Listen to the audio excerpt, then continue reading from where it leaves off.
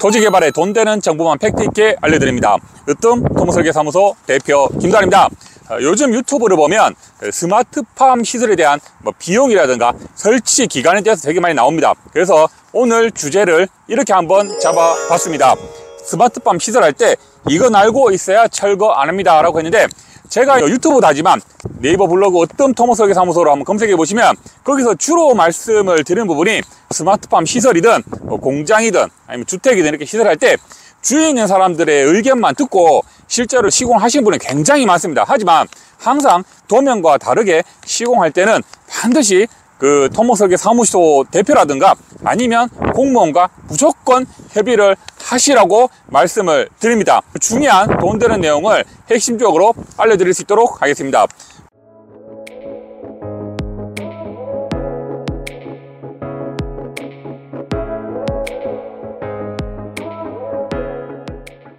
먼저 그 첫 번째입니다.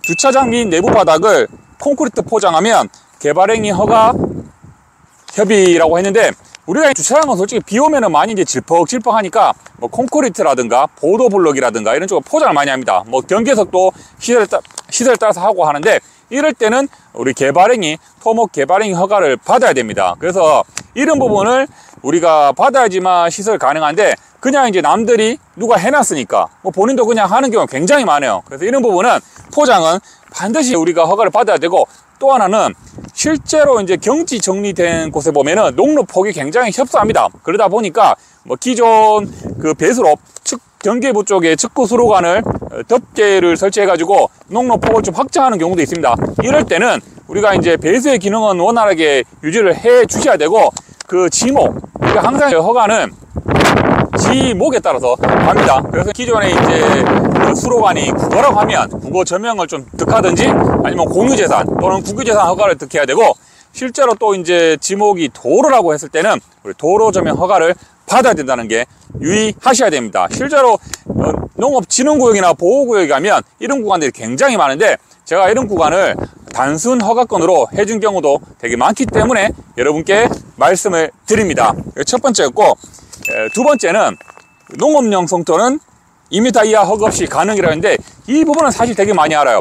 우리가 이제 농업용은 2m 이하까지만 설치를 하는데, 2m 이상 예를 들어서 스마트팜 시설할 때 농지가 좀 낮아가지고 성토를 할 때는 2m 이상 이제 들어갈 때는 반드시 우리가 개발행위 허가를 또 받아야 됩니다. 하지만 2m 이하일 때는 허가 없이 가능하지만, 또 반대로 우리가 이제 그 성토를 하면서 보통 경계부 쪽에 보강토라든가 또 돌쌓기라든가 이렇게 시설을 하면 이것 또한 우리 개발행위 공작물 허가로 허가를 받아야 됩니다. 하기 때문에 무조건 하고 2m 이하로만 성토를 한다고 해서 허가를 안 받는 건 아니다라는 게 여러분들이 좀 알고 계시고요. 이런 내용들은 사실 그 블로그 이런 데 보면 잘 검색이 안 됩니다. 그냥 법을 그대로 복사해서 붙여넣기 한 부분이기 때문에 이런 부분은 제가 실전에서 여러분께 말씀을 드립니다.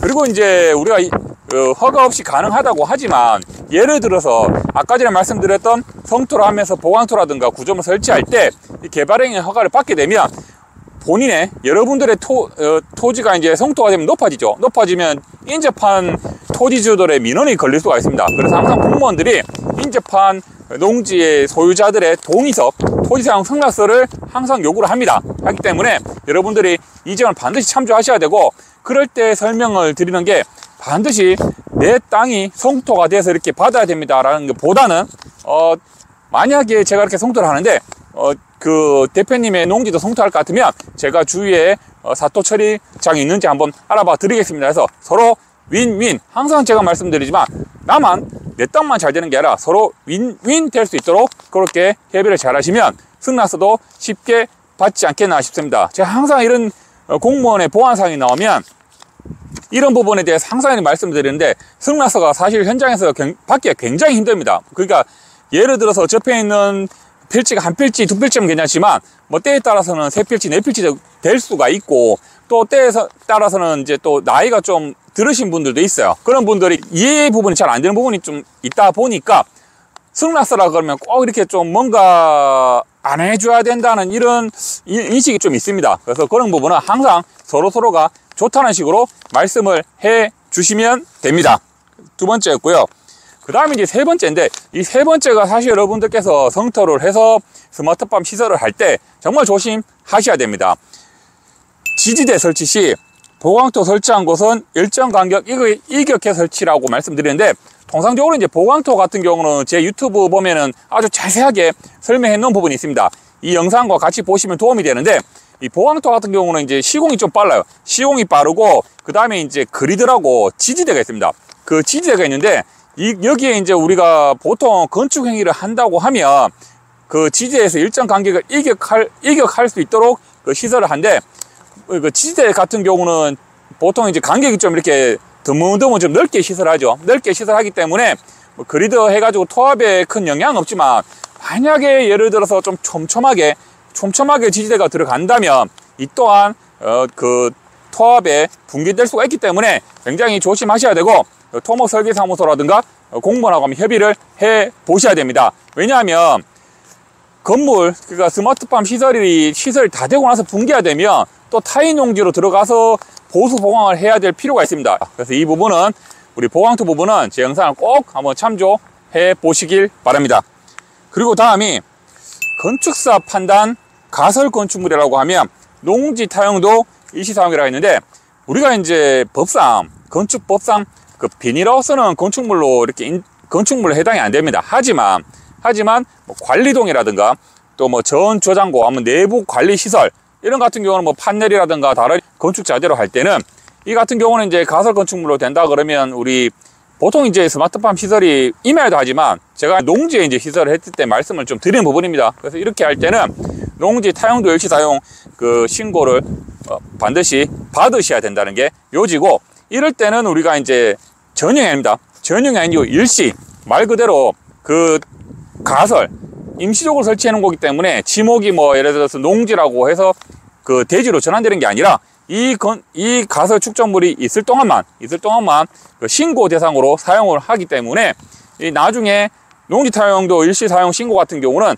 원상 복구에 대한 명세서도 우리가 신고사항에 그 명시를 해야 됩니다. 뭐 예를 들어서 크레인이라든가 뭐 지게차가 해서 마지막 마무리할 때는 뭐 200만 원, 300만 원 이렇게 소요가 됩니다. 이렇게 사업계획서에도 그럴 걸 명시화해야 된다는 점이 핵심 포인트입니다. 이렇게 말씀을 드렸고, 우리 스마트팜에 대한 시설은 이렇게 좀 명확하게 말씀드렸는데, 요즘에 제가 좀 많이 느끼는 게, 유튜브에서 많은 그 허가별 종류를 많이 말씀을 드려도 아직까지 이제 그 허가에 대한, 아니면 매매에 대한, 아니면 토지 개발에 대한 이렇게 계획을 하시는 분들이 주위에 그 친한 사람들 말만 듣고 좀 그렇게 행위를 계획을 하시는 분들이 굉장히 많아요. 근데 이런 부분은 반드시 좀 여러분들께서 반드시 토목설계 사무실이나 공무원한테 협의를 해야 되고, 또 여러분들 임야 개발이든 뭐 농지 개발이든 농지 성토든 임야 절토든 이렇게 할 때 반드시 여러분들 조심하셔야 되는 거, 계획에 감안을 하셔야 되는 부분이 그 도로폭 관계입니다. 그래서 허가 면적에 따라서 도로폭 기준도 다르다는 거, 정말 여러분들께서 매매라든가 개발할 때 꼭 알고 계셔야 되고요. 그 다음에 특히 임야 같은 경우는 여러분들께서 뭐 스마트팜 시설도 마찬가지입니다. 단순하게 대형 하우스 크고 넓게만 생각하지 마시고, 비가 왔을 때 인접한 농지나 인접한 임야에, 혹시 인접한 대지에 피해가 없도록 반드시 우수 처리 계획 시설은 허가 사항을 떠나서 여러분들이 견고하게 시공을 해 주셔야 됩니다. 그래야 민원이 발생이 되지 않습니다. 실제로 이렇게 생산이 잘 되고 하다가도 이 민원 사항이 걸려버리면 해당 공무원이 또 현장에 나와서 보다 보면 다른 것까지 이렇게 그 불법 사항이 걸릴 수가 있습니다. 하기 때문에 절대 우수 처리 계획은 중요하니까 잘 하시란 걸 말씀을 드립니다. 그리고 또 하나는 동지 타용도 일시 사용이든 건축의 가설 건축 예를 들어서 신고든 개발행위 받을 때 이 농지가 혹은 또 임야가 이렇게 그 지상권, 그러니까 보통 농협이죠. 금융권의 지상권이 설정되어 있으면 반드시 토지 사용 승낙서를 받으셔야 되는데, 이런 같은 경우는 이제 해당 토목설계사무소, 의뢰한 토목설계사무소에서 관련 뭐 측량도라든가 뭐 계획도라는 거는 우리가 이제 스마트팜을 얼마에 얼마, 또 간격은 얼만큼 놓겠다, 몇 동이 들어간다, 이런 간단한 사업계획서와 도면을 가지고 가시면 금융권에서는 항상 이런 부분을 많이 지상권 설정을 받으러 오기 때문에 그 담당께서 인감증명서하고 도장을 찍어서 줍니다. 그럼 이거 항상 우리 서류를 첨부를 해야 된다는 게 뭐 스마트팜 시설이든 다른 시설이든 공통적인 내용이라는 걸 여러분께 다시 한 번 더 말씀을 드립니다. 그래서 좀 중요한 부분만 포인트 있게 좀 말씀을 드렸고, 항상 또 하나 유념해야 되는 건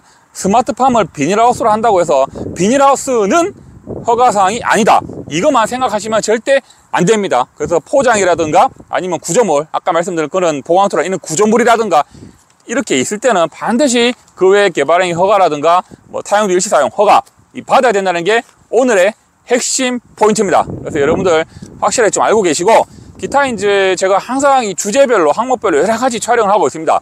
뭐 임야 개발이라든가 농지 개발이라든가 하고 있는데, 이런 부분 여러분들께서 토지 개발에 궁금하시면 언제든 제 영상에 보시면 영상이 다 올라가 있으니까 보시고 좋으셨다면 좋아요 버튼 한번 눌러 주시길 바랍니다. 스마트팜 시설에 대해서 말씀을 드렸고, 갑자기 봄에서 지금 여름으로 온 것 같습니다. 저도 이제 며칠 전까지만 해도 긴팔 입고 왔는데 오늘 반팔 입고 왔습니다. 여러분들 이렇게 저 오늘 주말에 촬영을 하고 있는데, 이렇게 어디 산에 가실 때 항상 산불 조심하시고, 또 바다 근처 사는 사람들은 항상 물 조심 하셔서 건강한 한 주 보내시길 바랍니다. 고맙습니다. 참 옛날에 대학생 때는 기차 타고 부산도 자주 놀러 갔는데 바다가 그립네.